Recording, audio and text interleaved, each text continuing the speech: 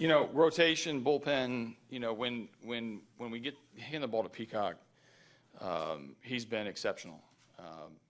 Almost the year in its entirety. There's, one or two outings where he's lost his command and control a little bit, but man, he's been good whenever he's been able to be in the strike zone, have the type of fastball command that he had tonight. He's got a really good wipeout breaking ball. He broke out a few curveballs. I mean, when he's locked in the strike zone, his performance has been spot on. AJ, what was it like for you given what you've been through when George got hit in the first inning? Yeah, no, I mean, that's, I think bad things happen in 3, so my first thought was something bad was going to happen again.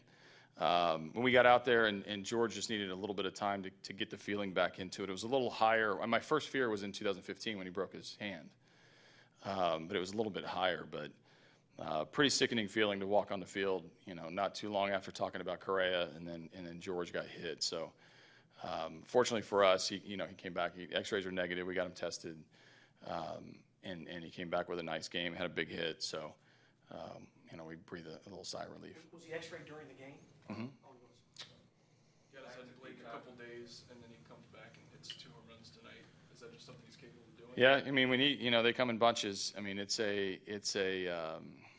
he can get hot with the best of them, and he can ambush you, and he can really do some damage, and he's not getting the playing time that his skill level warrants.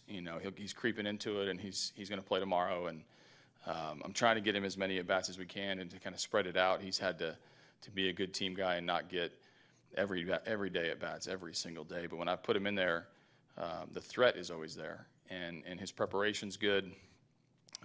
His damage has been really good lately, and I think that's not forgotten. Not forgotten on us, not forgotten on the group in there. Back to Peacock. He was at 109 pitches. Seems like a lot after he started the season in the bullpen. But more importantly, in the 7th, you were on the steps. Why didn't you wanted to leave him in? Yeah, well, we had a little bit of an issue in the bullpen. I mean, I had a couple guys I wasn't going to use. I got Harris on the DL. I got a couple guys that took it on the chin yesterday. So we had a short bullpen, and so did they.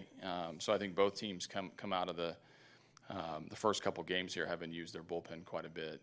And I wanted Brad to finish the game. His stuff was really still good. And I think,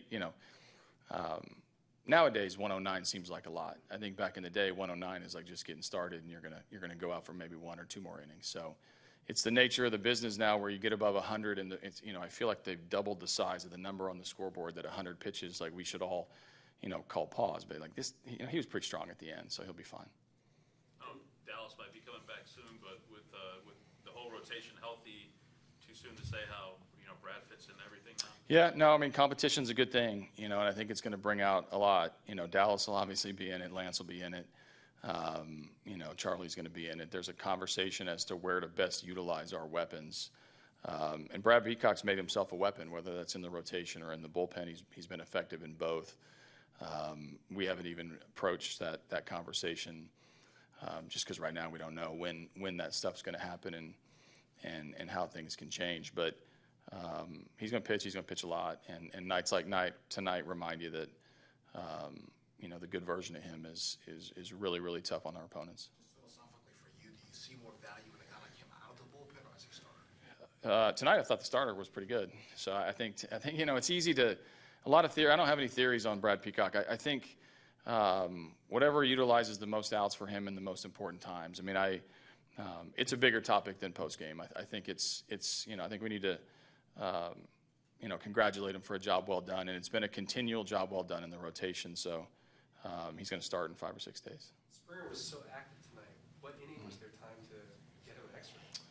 You have to ask him. I'm not sure, but there was we hit for a while in the 4th, so maybe it was that inning. I'm not sure. We got easy at all with him sliding in the 3rd and the diving catch. He really tested out that wrist right away. Yeah, I mean George knows one way, so luckily there's no wall involved. In the 8th, it was a pressing situation. Typically, it would seem that you might go to Chris Tedeschi, you might even go to Ken Giles in that situation. It seemed like maybe you wanted to get those guys off. I didn't want to give them off. I was giving them off. I never want to, but yes, they were both unavailable. Pre-game. I mean, I decided that before the game.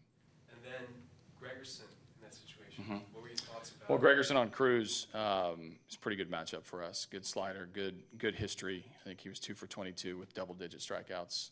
He added a strikeout to it, so that was the perfect matchup that I didn't really want that to happen because that meant runners were on base, but when it came up, that was the move to make.